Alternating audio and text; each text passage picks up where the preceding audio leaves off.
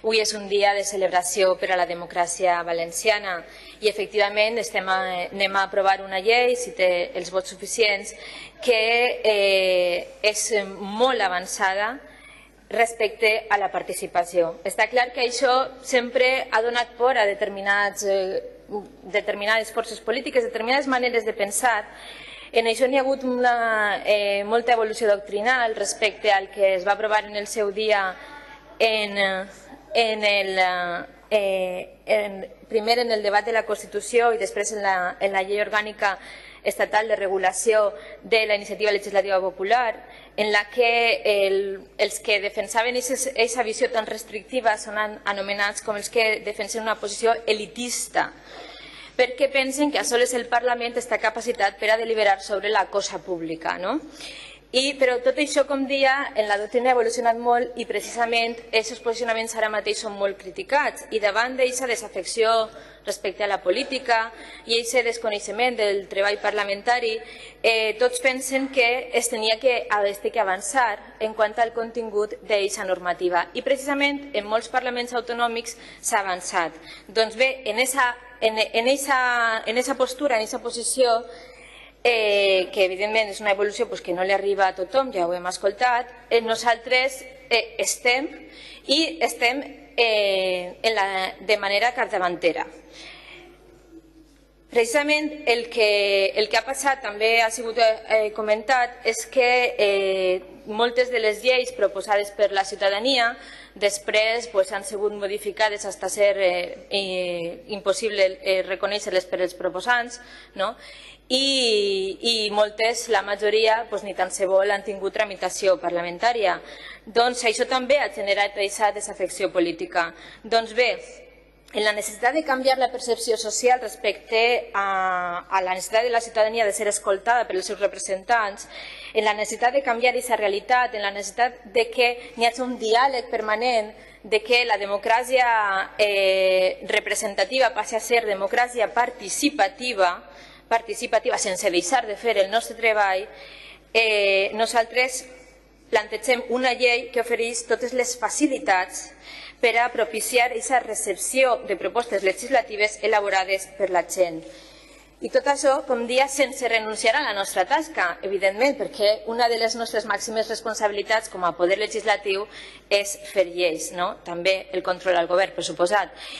I la manera d'enriquir aquesta tasca que tenim que fer és comptar amb la gent i les seues propostes. I per això aquesta llei el que està fent és obrir les portes al poble valencià per a que formen part del debat de la funció legislativa, proposant i defensant, perquè al final, evidentment, la decisió la tenim nosaltres, que som els representants de la sobirania, triats precisament pel mateix poble valencià. Volem escoltar les propostes que complementen a les nostres. Volem que la ciutadania entri ací per a fer escoltar la seva veu, que així mateix assumisca l'enorme responsabilitat que això implica. Enriquir l'acció parlamentària, enriquirem la nostra democràcia. Perquè, com deia, la democràcia representativa no està renyida en la democràcia participativa, no està renyida en la participació de la ciutadania. Al contrari, s'enriqueix. Per això era imprescindible aquesta reforma que ja es va presentar la passada legislatura com a esmena de totalitat i va ser rebutjada per la majoria parlamentària del Partit Popular. Bé, quines modificacions es fan precisament en aquesta línia? Reduir el nombre de signatures. Això ja és un llarg debat. El nombre de signatures que n'hi ha a nivell estatal està considerat desorbitat per tota la doctrina, El nombre de signatures inicialment establert en moltes comunitats autònomes s'ha anat reduint, inclús en aquesta comunitat autònoma es va reduir la passada legislatura de 50.000 a 25.000, i nosaltres què plantegem? Plantegem el mateix percentatge que s'ha establert a nivell europeu i, a més, estem plantejant el mateix número que tenen comunitats com Galícia, el País Basco, Múrcia, Illes Balears, Astúries, Cantàbria, tantes comunitats autònomes que també han establert en 10.000 el número de signatures. Més coses. Majors de 16 anys. No estem dient que voten, estem dient que signen una iniciativa, parlamentària. En el seu dia, en el debat en comissió, la portaveu del Grup Popular va dir «És que signaran sense saber de què està tractant».